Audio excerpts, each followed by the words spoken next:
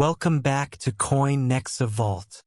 Before we dive in, I need you to understand something. The 3 Washington quarters we're covering today are not your average pocket change stories, and every single one of them has sent collectors into a frenzy for reasons most people walking around with these coins have absolutely no idea about. Each coin on this list builds on the last, and by the time we reach the final one, you're going to want to go dig through every coin jar in your house, because that last quarter is the kind of find that changes a collector's entire year. Let's get into it. The 1996p Washington quarter is one of those coins that hides in plain sight, and here's what makes that dangerous for anyone who isn't paying attention. The Philadelphia Mint struck hundreds of millions of these in 1996, which means the odds of one sitting in your change jar right now are actually pretty high, and yet the specific variety that collectors are hunting is hiding inside that enormous mintage like a needle in a haystack, waiting for the one person who knows exactly where to look. So let me tell you where to look. Flip your coin to the obverse, the side with Washington's portrait, and focus your attention on the date.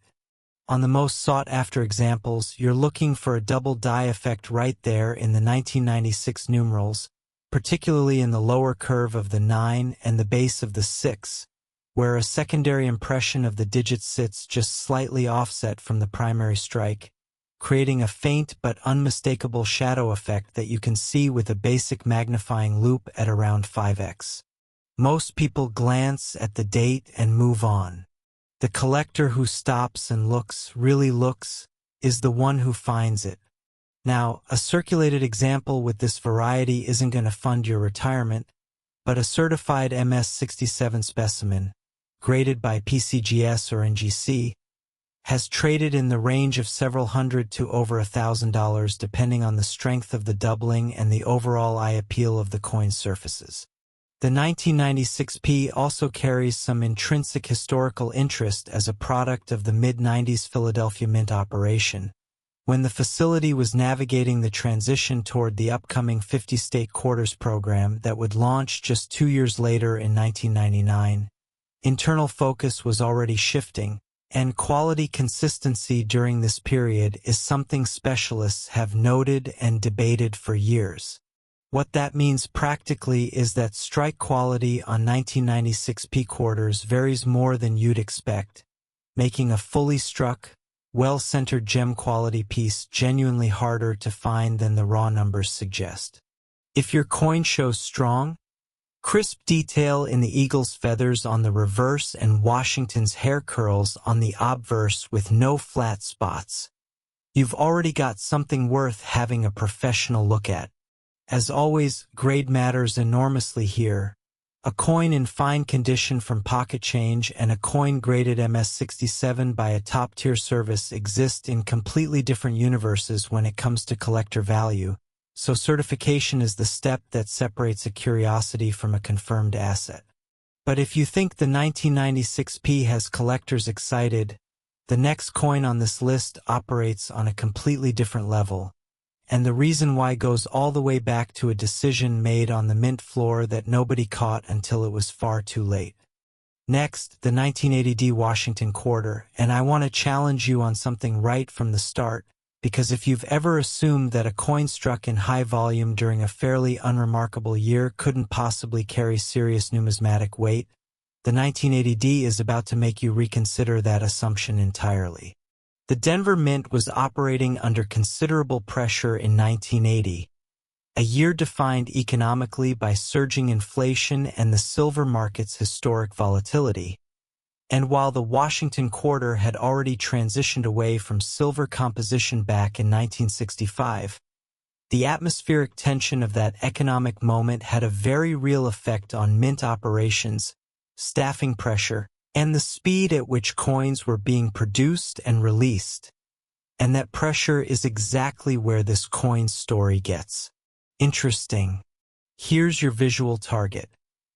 On the obverse, locate the mint mark, that small d sitting just to the right of Washington's ribbon bow, below and slightly behind his neck, and examine it under magnification at 5x to 7x. On the varieties that numismatists have flagged from this year, that mint mark shows signs of repunching, meaning the D was struck into the working die more than once at a marginally different angle. And if you look closely at the upper right interior of the letter, you may see a secondary D shadow curling just inside or overlapping the primary impression. A repunched mint mark in this position is exactly the kind of thing that flies completely under the radar of casual collectors and completely stops a specialist cold. In certified MS66 condition, a strong RPM example from the 1980D issue has commanded prices that would genuinely surprise most people who wrote this coin off as common, with well-documented specimens selling in the mid-hundreds to over $1,000 at specialized numismatic auctions.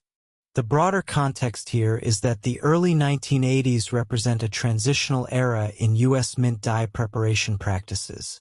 The shift away from hand-punched mint marks toward hub-punched marks was still in progress during this period, which is precisely why repunched mint mark varieties appear with notable frequency on coins from 1979 through the early 80s, and why specialists specifically target this window when hunting RPM varieties. On the reverse, also check the eagles left alone. On well-struck Denver specimens from this year, the detail in the arrows and olive branch should be crisp and fully separated. A coin where that detail is mushy or flat was struck with a worn die and carries considerably less collector appeal regardless of any variety. Condition is, as always, the decisive factor. The difference between a problem-free MS66 and a coin that grades MS63 because of a bag mark near Washington's cheek is the difference between a respectable collector piece and an average circulated quarter. Get it certified, because documentation is what turns a promising coin into a confirmed value. And if the 1980D has your attention, hold on to it, because the final coin in today's video is the one we've been building toward, and it delivers on every promise this list has been making. Next, the 1973 Washington Quarter, and this is the grand finale, the coin we've been climbing toward the entire video. And I'll tell you right now that the reason collectors specifically seek out 1973 quarters from both the Philadelphia and Denver mints comes down to a combination of factors that almost never line up this cleanly on a single modern coin. 1973 sits in a fascinating and underappreciated window of U.S. coinage history. It was the first year of production following the full phase out of the 40% silver Eisenhower dollar series variants. And the mint's overall resources and attention during 1973 were divided in ways that had measurable effects on die preparation quality and striking consistency across denominations, including the quarter. Here is your visual checklist, and I want you to do this step by step. Start with the obverse and go straight to the word Liberty along the upper rim, on the double die varieties confirmed from 1973 Philadelphia production. The doubling is most visible in the letters Ebert, particularly in the crossbar of the T and the upper curve of the R, where a secondary impression shifts just slightly clockwise from the primary lettering, visible at 5x to 7x magnification. Now move to the date, 1973. On the strongest examples shows a companion shadow along the top edge of the numerals, especially the 7 and the second 3. That is distinct from die polish or wear and consistent with a genuine doubled die hub. On the reverse, check the motto "In God We Trust" above the eagle's head. Doubling that appears in both the obverse lettering and the reverse motto on the same coin puts you in an extremely narrow population of survivors, and that rarity is reflected directly in what collectors pay. A certified MS67 example of the 1973 double die Washington Quarter, authenticated and slabbed by PCGS or NGC, represents one of the most aggressively sought modern Washington Quarter varieties in the hobby, with auction results for top pop specimens running into the thousands of dollars and, for the finest known examples in the highest achievable grades, climbing significantly beyond that.